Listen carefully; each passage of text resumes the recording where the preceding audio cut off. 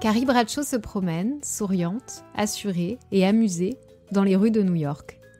La caméra dézoome. On voit d'abord son regard espiègle, sa chevelure bouclée, puis son débardeur à emmanchure américaine rose layette et, catastrophe, un bus passe à côté d'elle, roule dans une flaque et l'éclabousse.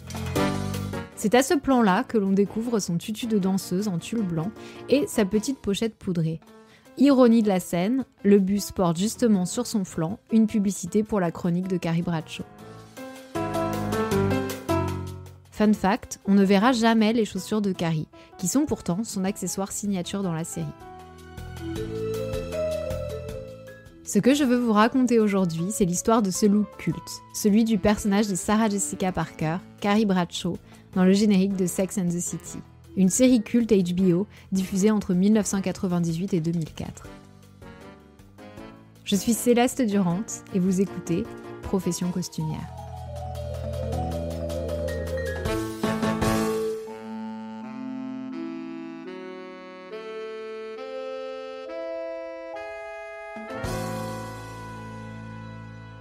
À l'origine de ce costume et de ceux de la série Sex and the City, Patricia Field.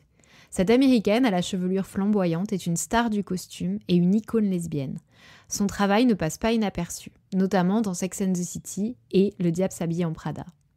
Née en 41 ou 42 selon les sources, Patricia Field est née d'une mère grecque émigrée de l'île de Lesbos et d'un père arménien qui décède alors qu'elle a 8 ans.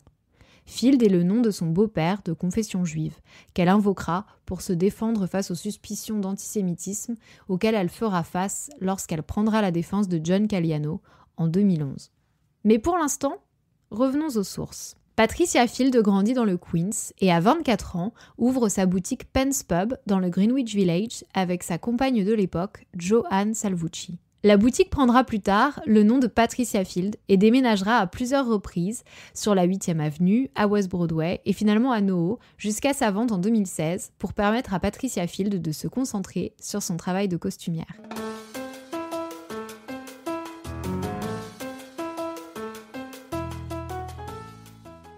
On devrait notamment à l'américaine la mode du legging dans les années 70. Ces boutiques ont été plébiscitées par les communautés queer et underground et elle est devenue célèbre pour ce qu'elle a nommé la freaky fashion, qu'on pourrait traduire par la mode étrange. En parallèle de cette boutique, la modeuse va tardivement se lancer dans le costume en 1987 avec le film Lady Beware.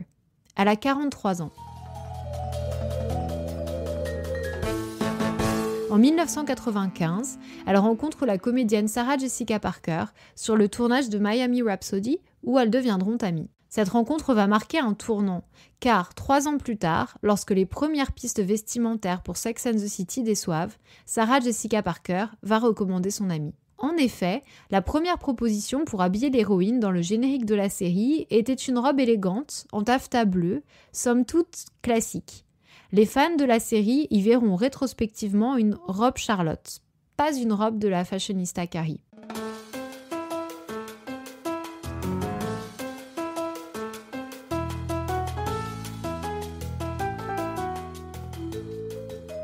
Patricia Field va dégainer une proposition tout autre qui va d'abord surprendre, puis convaincre. Un tutu crème porté sur un débardeur rose layette. Sarah Jessica Parker est tout de suite conquise. La créatrice raconte dans son autobiographie « Pat in the City, My Love of Fashion, Style and Breaking All the Rules » l'histoire de ce tutu.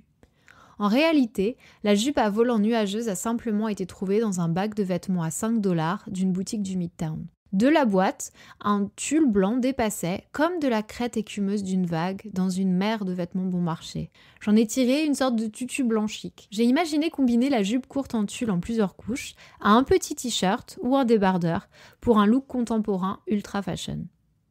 La légende peut commencer et Patricia Field signera, souvent en collaboration avec sa désormais ex-compagne Rebecca Weinberg, les costumes des 6 saisons de Sex and the City, puis des 2 films.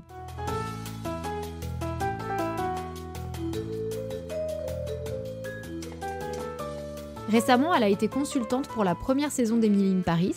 Les costumes sont créés par la française Marilyn Fitoussi. Et Glamorous avec Kim Cattrall, la comédienne qui interprète Samantha dans Sex and the City. Elle n'a pas signé les costumes d'And Just Like That, la suite des aventures de Sex and the City, pour des raisons obscures. On ne lui aurait pas proposé ou bien elle n'était pas disponible selon les sources. Elle a uniquement créé le costume que porte Samantha dans son apparition à la fin de la 2e saison. Ce costume emblématique du générique de Sex and the City ne figure pas dans la série, mais on le retrouvera lors du vide dressing de Carrie dans le premier film, confirmant ainsi qu'il appartient bien à la garde-robe du personnage. Si vous avez envie de recréer cette silhouette, c'est assez facile. Il vous suffit de chiner une jupe en tulle, un débardeur à emmanchure américaine et une pochette satinée, le tout dans des teintes nude. Si on vous complimente sur cette tenue, n'oubliez pas de donner le nom de Patricia Field. Pour aller plus loin, je vous conseille l'autobiographie Pat in the City, My Life of Fashion, Style and Breaking All the Rules. Si vous avez envie de découvrir d'autres histoires de costumes cultes, abonnez-vous.